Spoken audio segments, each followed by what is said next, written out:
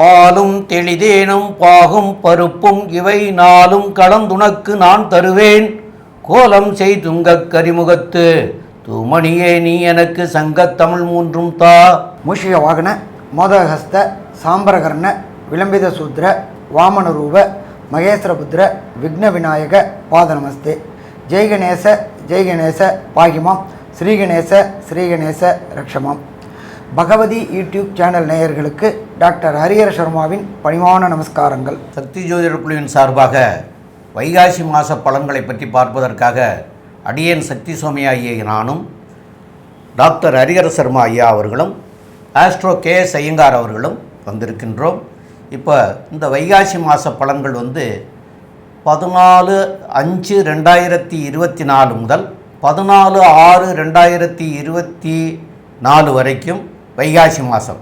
இந்த வைகாசி மாதத்துலேயும் என்னென்ன நல்ல நாட்கள் சுப நாட்கள் இருக்கிறது, அதே போல் கிரக நிலைகள் எப்படி இருக்குது அப்படிங்கிறத பற்றி நம்முடைய டாக்டர் ஹரிஹர சர்மா ஐயா சொல்லுவாங்க. அனைவருக்கும் ஹரிஹர சர்மாவின் பணிவான நமஸ்காரங்கள். நாம் இப்போ பார்க்க போகிறது ஒவ்வொரு மாதமும் பலன்கள் பார்த்துக்கிட்டு வரோம். அதுபடி இந்த வருஷம் குரோதி மாதம் வைகாசி மாத பலன்களை பார்க்க போகிறோம். சரி, பலன்களை பார்க்க போகிறதுக்கு முன்னாடி இந்த மாதத்தில் என்னென்ன விசேஷ நாட்கள் அப்படின்னு பார்த்தோம்னா ரொம்ப சௌரியமாக இருக்கும். இதில் பிறக்கும் பொழுதே பார்த்தீங்கன்னாக்கா வைகாசி மாதம் 21ஆம் தேதி, அதாவது ஆங்கில தேதி 3/6/2024 திங்கக்கிழமை. நமக்கு பொறுத்தளவுக்கு என்றைக்குமே ஒரு புது மனைக்கு பூஜை போடணும் அப்படின்னாக்க வாஸ்து நாட்களில் போடுறது சிறப்பாக இருக்கும். வாஸ்து நித்திரை விடுற நாட்கள் அப்படின்றத பொறுத்தளவு பார்த்தா வருஷத்துக்கு 8 நாட்கள் வரும். நம்மளோட அதிர்ஷ்டமோ என்னமோ இப்போ இந்த வைகாசி மாதத்துலேயே இந்த வாஸ்து நித்திரை விடுற நாள் வருது. அப்போ இதுவரையிலும் மனை வாங்கி வச்சுட்டு பூஜை போடுறதுக்கு காத்துக்கிட்டு இருந்தவங்க அத்தனை பேருக்கும் இந்த 3/6/2024 அன்னைக்கு வாஸ்து நேரம் அப்படின்றது காலையில் 9:05 10:35 வரலும் இருக்குது. அதுலேயே ஆஸ்பீசியஸ், அதாவது மிக பரம பவித்திரமான நேரம் அப்படின்றது 9:59 10:35 வரணும். இந்த காலகட்டங்களில் ராகு காலம், யமகண்டம், குளிகை, கரிநாள் எதுவுமே பார்க்க வேண்டாம். வாஸ்து நித்திரவிட நாள் பூஜை போட்டாச்சு அப்படின்னா அந்த கட்டட வேலை நிற்காமல் கண்டினியூவாக போகும். கேட்ட இடத்துல பணம் கிடைக்கும், அதே போல் மெட்டீரியல் எல்லாமே கிடைக்கும். எந்த சங்கடமும் இல்லாமல் நிகழ்த்தக்கூடிய நாள் இந்த வைகாசி மாதம் 21ஆம் தேதி, ஆங்கில தேதி 3/6/2024. சரி, இதுக்கு அடுத்தது பார்க்கணும் அப்படின்னாக்க வைகாசி மாதம் அப்படின்னாலே விசாகம் அப்படின்றது. வைகாசி விசாகம் வருது வைகாசி மாதம் 10ஆம் தேதி, ஆங்கில தேதிக்கு 23/5/2024 வைகாசி விசாகம். சரி, இதுக்கு அடுத்தது வைகாசி மாதம் 15ஆம் தேதி, அதுக்கு ஆங்கில தேதி அப்படின்றது 28/5/2024 அக்னி நட்சத்திர தோஷ நிவர்த்தி.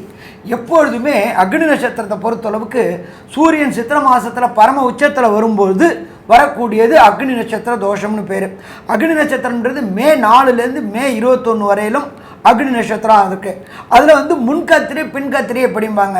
முன்கத்திரின்றது 7 நாள் முன்னாடி, பின்கத்திரின்றது 7 நாள் பின்னாடி. அப்படி பார்க்கும்போது 21/7/28 அக்னி நட்சத்திர தோஷ நிவர்த்தி ஆகுது. இந்த காலகட்டங்களில் பெரும்பாலான சுப நிகழ்ச்சிகளை தவிர்ப்பது நல்லது. வேறு தவிர்க்க முடியாமல் பண்ணணும்னா அருகில் உள்ள ஜோசியர்கிட்ட கேட்டுக்கிட்டு பண்ணலாமான்னு கேட்டுக்கிட்டு பண்ணுங்கள். மற்றபடி இந்த 28 நாளும் முன்கத்திரி பின்கத்திரியில் பண்ணுறதை தவிர்ப்பது மிக சிறந்தது. சரி, இப்போ இந்த வைகாசி மாதம் பிறக்கும் பொழுது எந்தெந்த கோள்கள் எந்தெந்த நிலையில் இருக்குது அப்படின்றத கோள் சாரம் அப்படிம்போம். அதை பார்ப்போம். ஃபஸ்ட்டு காலபுருஷ தத்துவத்துப்படி முதல் ராசி அப்படின்றது மேஷ ராசி. மேஷ ராசியில் புத பகவானும் சுக்கிர பகவானும் இருக்கிறாங்க. அதுக்கு அடுத்தது ரிஷப ராசி, சூரிய பகவானும் மாறின குரு பகவானும் இருக்கிறாங்க. அதுக்கு அடுத்தது கன்னியா ராசி, கன்னியா ராசியில் கேது பகவான் இருக்கார். அதுக்கு அடுத்தது கும்ப ராசியில் சனி பகவான் இருக்கார். காலபுருஷ தத்துவத்தின் கடைசி ராசியான மீன ராசியில் செவ்வாய் பகவானும் ராகு பகவானும் இருக்கின்ற இந்த கோல்சார நிலையில் இந்த வைகாசி மாதம் பிறக்குது. நம்ம எப்பொழுதுமே இந்த கோல்சாரத்தில் பலன் சொல்கிறது அப்படின்றத பொறுத்தளவுக்கு 2 விதமாக இருக்குது. மெல்ல செல்லும் கிரகங்கள், விரைவாக செல்லும் கிரகங்கள் இருக்குது. மெல்ல செல்லும் கிரகங்கள் அப்படின்ற பொறுத்தளவுக்கு குரு பகவான் சற்ற ஏறக்குறைய 1 வருஷம், அடுத்தது ராகு கேது பகவான் சற்ற ஏறக்குறைய 1.5 வருஷம், சனி பகவான் 2.5 வருஷம். இதை தவிர பாக்கி கிரகங்கள் அப்படின்ற பொறுத்தளவுக்கு சூரியன், செவ்வாய், புதன், சுக்கிரன் இவங்களை வச்சுக்கிட்டு பலன் சொல்கிறது. இதை தவிர உங்களுக்கு செவ்வாய் இது வச்சுக்கிட்டு பலன் சொல்கிறது. அப்போ நாம் இப்போ பலன் சொல்ல வர்றது வந்து விரைவாக செல்லும் கிரகங்களை வச்சுக்கிட்டு. சந்திரன் 2.5 நாளைக்கு ஒரு ட்ரிப் மாறுறாரு. அப்படி மாறும்பொழுது இந்த வைகாசி மாதத்தில் என்னென்ன கிரகங்கள் அதுக்குள்ளார மாறுறாங்க. எப்பொழுதுமே இந்த சூரியன், புதன், செவ்வாய், சுக்கிரன் 41 நாள்லேருந்து 45 நாள் மாறுவாங்க. அதுபடி மாறக்கூடியது அப்படின்ற பொறுத்தளவுக்கு 20/5 சுக்கிர பகவான் ரிஷபத்தில் மாறுறாரு. அதுக்கு அடுத்தது 24/5 புத பகவான் ரிஷபத்துக்கு மாறுறாரு. 31/5 செவ்வாய் மேஷத்துக்கு மாறுறாரு. அதுக்கு அடுத்த மாற்றம் அப்படின்றத பொறுத்தளவுக்கு 9/6 புத பகவான் மிதுனத்துக்கு மாறுறாரு. 13/6 சுக்கிர பகவான் மிதுனத்துக்கு மாறுறாரு. அப்போ இந்த 4 கிரகங்களும் மெல்ல செல்லும் கிரகங்கள் கிடையாது, விரைவாக செல்லும் கிரகங்கள். இதை வச்சுக்கிட்டு தான் நாம் பலன் சொல்ல போகிறோம். அதுபடி இப்போ பலனை பொறுத்தளவுக்கு மேஷத்திலிருந்து மீனத்துக்கு வரையிலும் ஒவ்வொரு ராசிக்கும் என்னென்ன பலன்கள் உண்டு அப்படின்றத விரிவாகவும் விளக்கமாகவும் பார்ப்போமா. ரிஷபராசிக்காரர்கள் அப்படின்னு சொல்லக்கூடியவங்க வந்து கார்த்திகை நட்சத்திரம் 2ஆம் பாதம், 3ஆம் பாதம், 4ஆம் பாதமும், அதுக்கப்புறம் வந்து ரோகிணி நட்சத்திரம் 1, 2, 3, 4 பாதங்களும், மிருகசீரிஷத்தில் 1, 2 பாதம் கொண்டவர்கள் ரிஷபராசிக்காரர்கள். இந்த ரிஷபராசிக்காரர்களுக்கு குரு பகவான் உங்களுடைய ராசியிலேயே வந்திருக்கார். ஜென்ம குருவாக இருக்கிறது அவ்வளவு நல்லதில்லை அப்படிம்பாங்க. அது வந்து லக்னத்துக்கு தான் ஜென்ம குருன்னு சொல்கிறது, ராசிக்கு வந்து அப்படி சொல்கிறது கிடையாது. ஆனால் இருந்தாலும் உங்களுடைய ராசியிலே இருக்கார். இந்த ராசியில் இருக்கிறதுங்கிறது பெரிய சிறப்பா அப்படின்னு கேட்டிங்கன்னா சிறப்பில்லை தான். அதே போல் அவருடைய பார்வைகள் அப்படின்னு சொல்லக்கூடியது வந்து மிக மிக சிறப்பான இது. அதாவது அவர் வந்து உங்களுடைய வீட்டுக்கு 5ஆம் இடமான கன்னியை பார்க்கிறார், 7ஆம் இடமான விருச்சிகத்தை பார்க்கிறார், 9ஆம் இடமான மகரத்தை பார்க்குறார். இந்த 5, 7, 9 பார்வைகள் வந்து மிக மிக சிறப்பானது. 5ஆம் இடம்ங்கிறது புத்திரஸ்தானம். அப்போ இதுவரைக்கும் புத்திர பாக்கியங்கள் வந்து குறைவாக இருக்கிறவங்களுக்கு புத்திரங்கள் கிடைக்கிறதுக்கு உண்டான வாய்ப்புகளையும், ரெண்டாவது வந்து புதன் பகவான் எங்கே இருக்காருன்னு கேட்டால் அவருமே வந்து ரிஷபத்திலே இருக்கார், குருவோடு சேர்ந்து இருக்கார். அதனால் இந்த நேரத்தில் வந்து இதுவரைக்கும் கிடைக்காமல் இருக்கிறவங்களுக்கு புத்திர பாக்கியம் கிடைக்கிறதுக்கும், இதுவரை திருமணம் ஆகாமல் இருந்தவர்களுக்கு திருமணம் ஆகிறதுக்கும், தொழில்துறைகளில் வந்து கொஞ்சம் நொடிவாக இருந்தவர்களுக்கு வந்து சிறப்பாக அமையக்கூடிய காலமாக உங்களுக்கு இந்த வைகாசி மாதம் அமையும். மேலும் உள்ள விவரங்களை பற்றி நம்முடைய ஐயங்கார் அவங்க விளக்கமாக சொல்லுவாங்க. அற்புதமாக சொன்னீங்க. வைகாசி மாதம் குரோதி வருஷத்தில் பார்த்தீங்கன்னா மாத பலன்னு சொல்லும் பொழுது சூரியன், செவ்வாய், புதன் மற்றும் சுக்கிரன் இந்த 4 கிரகங்களை வச்சு பேசுவோம். ராசிநாதன் ராசியில் ஆட்சி பெற்று இருக்கிறது பெரிய விசேஷம். இந்த மாதம் மொத்தம் பார்த்தீங்கன்னா 90% ஆஃப் த டேஸ் வந்து உங்களுடைய ராசிநாதன் ஆட்சி பெற்று போயிருக்கிறது பெரிய விசேஷம். அதை தவிர பார்த்தீங்கன்னா குரு பகவானும் சேர்ந்திருக்கார். இதன் மூலியமாக வந்து உங்களுடைய ராசி மிகவும் சுபப்பட்டு போகிறது. நீங்கள் தீர்க்கமான சிந்தனை, தீர்க்கமான முடிவுகள் எடுக்கக்கூடிய காலகட்டமாக அமைய போகிறது. உங்களுடைய ராசிக்கு பார்த்தீங்கன்னா 4ஆம் அதிபதினு சொல்லக்கூடிய கேந்திர அதிபதி அவரும் உங்களுடைய ராசியிலே இருக்கக்கூடிய காலகட்டமாக இருக்குது. 2, 5 அதிபதியான புத பகவானும் சேர்ந்திருக்கார். அதனால் வந்து பொருள் வரவிற்கு தடை இருக்காது, பணத்திற்கு பிரச்சனை இருக்காது, குடும்பத்தில் நல்ல ஒரு ஆரோக்கியமான சூழ்நிலை இருக்கும். உங்களுக்கு புதிய பதவி, புகழ், அந்தஸ்து, கௌரவம்லாம் வரக்கூடிய வாய்ப்புகள் நிச்சயமாக உண்டு. படிக்கக்கூடிய மாணவர்களுக்கு பெரிய ஏற்றம் இருக்கக்கூடிய காலகட்டமாக இருக்குது. 11ஆம் இடத்துல தனித்த ராகு இருக்க போகிறார். தனியாக ராகு 11ஆம் இடத்துல இருக்கிறதுனால வெளிநாடு, வெளியூர், வெளிமாநிலம் சம்பந்தமாக இருக்கக்கூடிய காலகட்டமாக இருக்கும். உங்களுடைய ராசிக்கு 12ஆம் இடத்துல பார்த்தீங்கன்னா செவ்வாய் பகவான் 12ஆம் இடத்துல 12ஆம் அதிபதி ஆட்சி பெற்று போயிருக்கிறதுனால ஷார்ட் ட்ரிப் வெளிநாடு போயிட்டு வருவீங்க. அது தவிர பார்த்தீங்கன்னா உங்களுடைய சொந்த ஊர் கோவில் போயிட்டு வரக்கூடிய வாய்ப்புகள் நிச்சயமாக இருக்கும். உங்களுடைய ராசிக்கு 2ஆம் இடத்துல 8ஆம் அதிபதியும் 12ஆம் இடத்துல ராசிக்கு 12ஆம் அதிபதியும் ஆட்சி பெற்று போயிருக்கிறது பெரிய விசேஷம். இதோட பார்த்தீங்கன்னா 2ஆம் அதிபதி, அதாவது உங்களுடைய ராசிநாதன் ஆட்சி பெற்று இருக்கக்கூடியது அப்படின்னும் பொழுது பெரிய ஏற்றத்தை கொடுக்கக்கூடிய காலகட்டமாக அமைய போகிறது. ராசியிலேயே 8ஆம் அதிபதி ஆட்சி பெற்று போயிருக்கார். வெளிநாட்டுக்கு பார்த்துட்டு இருக்கவா, வேலைக்கு பார்த்துட்டு இருக்கவா, இவாளுக்கெல்லாம் பெரிய ஏற்றம் கிடைக்கும். அதுவும் கலைத்துறையில் புதிய அக்ரிமெண்ட்டு, புதிய இது போடுவா. அதாவது இந்த ரிஷபராசிக்காரர்களுக்கு கலைத்துறையில் இருக்கிறவா, இந்த ஹீரோயின்ஸு, இல்லைன்னா வந்து லைட் மேன், அது தவிர வந்து ஆர்ட் டைரக்டர்ஸ், இவாளுக்கெல்லாம் பெரிய ஏற்றம் இருக்கும். கவிஞர்கள், பாடலாசிரியர்கள், இவாளுக்கெல்லாம் பெரிய ஏற்றம் கிடைக்கக்கூடிய காலகட்டமாக இந்த மாதம் அமைய போகிறது. இந்த மாதத்தில் பார்த்தீங்கன்னா படிக்கக்கூடிய மாணவ மாணவிகள், அதை தவிர வந்து இந்த ரிஷபராசிக்காரர்களுடைய தாய் தகப்பனர் மற்றும் அவர்களுடைய தொழில் சம்பந்தமான விஷயங்கள் எப்படி இருக்கும் அப்படின்றத பற்றி நம்ம ஐயா பகவதி அரங்கிட்ட கேட்போம். ஐயா நல்ல விரிவாக விளக்கமாகவும் சொன்னீங்க. ஃபஸ்ட்டு நமக்கு சிறப்பு அப்படின்றத பொறுத்தளவுக்கு ராசியாதிபதி எப்போ ராசியில் இருக்காரோ அப்பயே நம்மளுடைய ராசி சிறப்பு பெறுது. அவர் மட்டுமா இருக்கார், குரு பகவானும் இருக்கார். அவர் மட்டுமா இருக்கார், புத பகவானும் இருக்கார். அப்போ இந்த காலகட்டங்களில் உங்களுடைய ராசியில் சற்றேறக்குறைய 4 கிரகங்கள் இருக்காங்க. இந்த 4 கிரகங்களும் கொஞ்ச நாள் அங்கே இருந்துட்டு 2 பேர் அடுத்த இடமான மிதுனத்துக்கு போகிறாங்க. நம்ம ஜோதிட சாஸ்திரத்தில் மிதுனம் அப்படின்றது ராசிக்கு 2ஆம் இடம்ன்றது குடும்பஸ்தானம் அப்படிம்போம். குடும்பஸ்தானத்தில் குடும்பஸ்தானாதிபதியான புதன் ஆட்சி பெற்று இருக்கிறார். அப்போ ரொம்ப நாளாக இந்த ரிஷபராசியை சேர்ந்த அன்பர்களுக்கு திருமணம் தடையும் தாமதமும் ஏற்பட்டுகிட்டே இருந்துச்சு. என்ன காரணத்தினால திருமணம் தடை தாமதம் ஏற்பட்டுட்டு இருந்துச்சுன்னு தெரியாமல் இருந்தவங்களுக்கு திருமண தடை தாமதம் விலகக்கூடிய மாதம் இந்த வைகாசி மாதம். ஏன்னா அதில் உங்கள் ராசியில் இருக்கிற குரு உங்களுடைய ராசிக்கு 7ஆம் இடத்தை வேற பார்க்குறார். அப்போ குடும்பஸ்தானத்தில் குடும்பஸ்தானாதிபதி மற்றும் கலத்தரக்காரனான சுக்கிரனும் இருக்கிறார். அதே போல் பிரகஸ்பதியான குரு வியாழன் நோக்கு என்ற குரு பலன் வந்துருத்தா அப்படின்னா குரு பலனும் வந்துருத்து. அப்போ திருமணம் தடை தாமதம் ஏற்பட்டு இருந்தவங்க அத்தனை யுவர்களும் யுவதிகளுக்கும் அத்தனை குழந்தைகளுக்கும் திருமண தடையும் தாமதமும் விலகி வீட்டில் கெட்டி மேளம் கட்டக்கூடிய வாய்ப்புகள் உண்டு. சரி, அது மட்டும்தானா சாமி அப்படின்னாக்க ஜோதிட சாஸ்திரத்தில் 5ஆம் இடம் அப்படின்றது என்ன சொல்லுவோம் அப்படின்னாக்க பூர்வ புண்ணிய புத்திர ஸ்தானம் அப்படிம்போம். யார் ஒருவருக்கு பூர்வ புண்ணிய புத்திரஸ்தானம் வலுவாக இருக்கோ, யார் ஒருவருக்கு குலதெய்வத்தோடைய அருள் அதிகமாக இருக்கோ அந்த குடும்பத்தில் நல்ல காரியங்கள் மட்டுமே நடக்கும் அப்படிம்போம். குரு நின்ற இடத்தோட குரு பார்த்த இடத்துக்கு பலம் அதிகம் அப்படிம்போம். அந்த இடமும் அந்த காரகமும் வலுப்பெறுது அப்படிம்போம். அப்போ பிரகஸ்பதியான குரு ராசியில் நின்று ராசியை நல்லபடியாக உயர்த்துறார். அதை தவிர அவருடைய விசேஷ பார்வையான 5ஆம் பார்வை கன்னியில் பார்க்குறார். கன்னியில் ஏற்கனவே கேது பகவான் இருந்து குரு பார்க்கறதுக்கு முன்னாடி என்ன பண்ணிட்டு இருந்தாங்க, ஒரு சில பெண்களுக்கு கர்ப்ப சிதைவு இருந்துகிட்டு இருந்துச்சு. அது எல்லாம் நீங்கி பிரகஸ்பதியான புத்திரக்காரகனான குருவே 5ஆம் இடத்தை பார்க்கும்பொழுது அந்த 5ஆம் இடத்துல உள்ள கேதுவை பார்க்கும்போது கரு தங்கறதுக்கு வாய்ப்பு உண்டு. இதுவரையிலும் சங்கடப்பட்டுட்டு இருந்த குழந்தைகள் அத்தனை பேருக்கும் கல்யாணம் ஆகிடுத்து, குழந்தை பிறக்கலையே அப்படின்னு கூணி குறிக்கிட்டு இருந்த அத்தனை குழந்தைகளுக்கும் இந்த வைகாசி மாதம் கண்டிப்பாக கைகூடும். சரி, இதை தவிர நம்மளோட ஜோதிட சாஸ்திரத்தில் 9ஆம் இடத்தை என்ன சொல்லுவோம் அப்படின்னாக்க உயர்கல்வி ஸ்தானம் அப்படிம்போம். 4ஆம் இடம் அப்படின்றது +2 வரலும் உள்ள லோயர் கல்வி. அதுக்கு அடுத்தது உயர்கல்வி.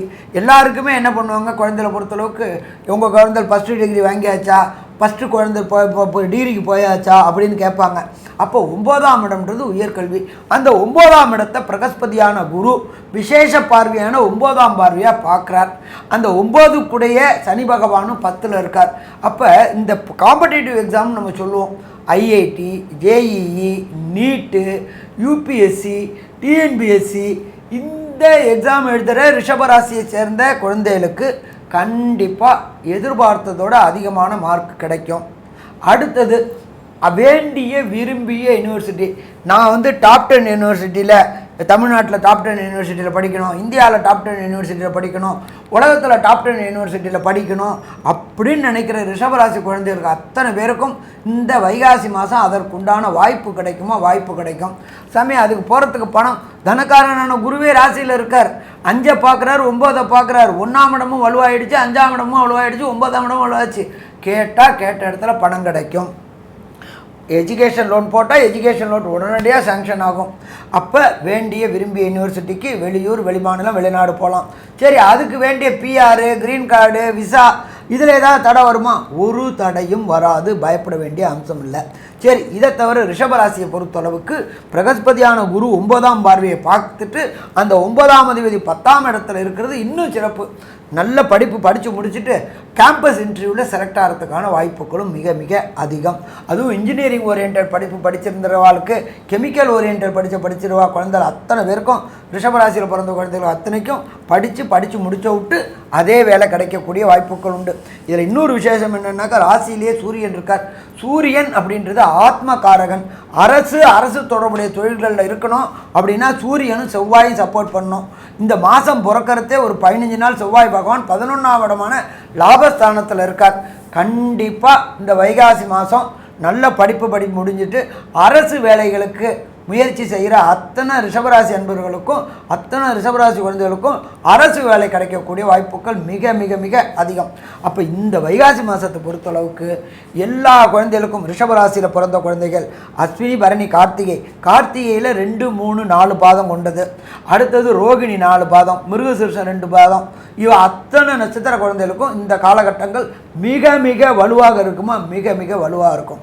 சரி, இதில் பொறுத்த அளவுக்கு ஒரு சில பேருக்கு என்ன ப்ராப்ளம் இருக்கும் அப்படின்னாக்க, தசாநாதன், புத்திநாதன், அந்தரநாதன், சூட்சமநாதன்றது நாள் கணக்கில், வினாழிகை கணக்கில், நாழிகை கணக்கில் இதெல்லாம் வரக்கூடியது. அந்த டயத்தில் ப்ராப்ளம் வந்துச்சுன்னா என்ன பண்ணணும்? ஒன்று.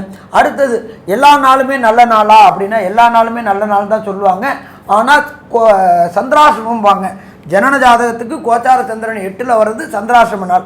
அப்போ அந்த சந்திராசிரம நாள் இந்த ரிஷபராசி என்பவர்களுக்கு என்னென்ன டேட்டில் வருது, அந்த டேட்டில் என்னென்ன டேட்டில் எந்த டயத்துலேருந்து தவிர்க்கணும் அப்படின்றத சொல்லுவாங்க.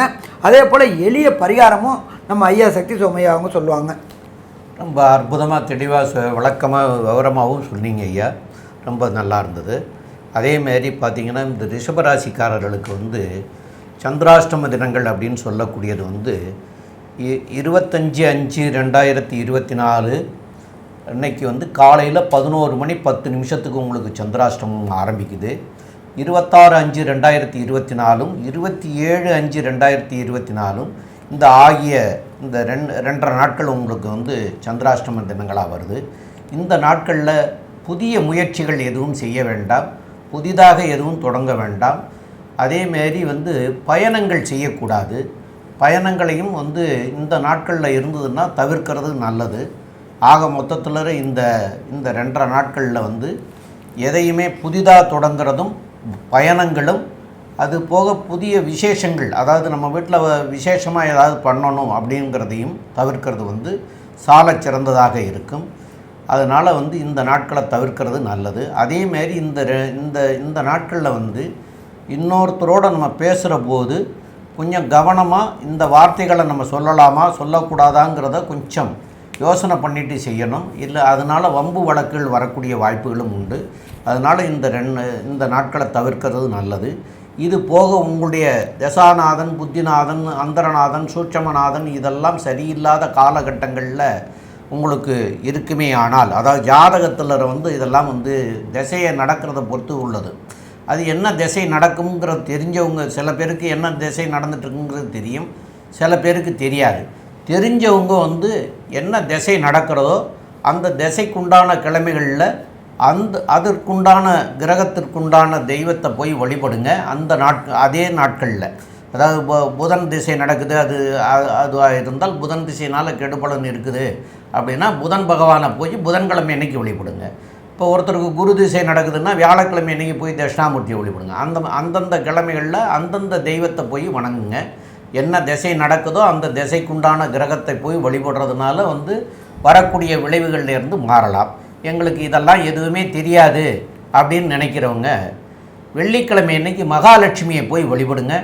கண்டிப்பாக உங்களுக்கு அதனால் வரக்கூடிய தொல்லைகளில் இருந்து நீக்கி நன்மைகள் பயக்கும் அப்படிங்கிறத சொல்கிறோம்.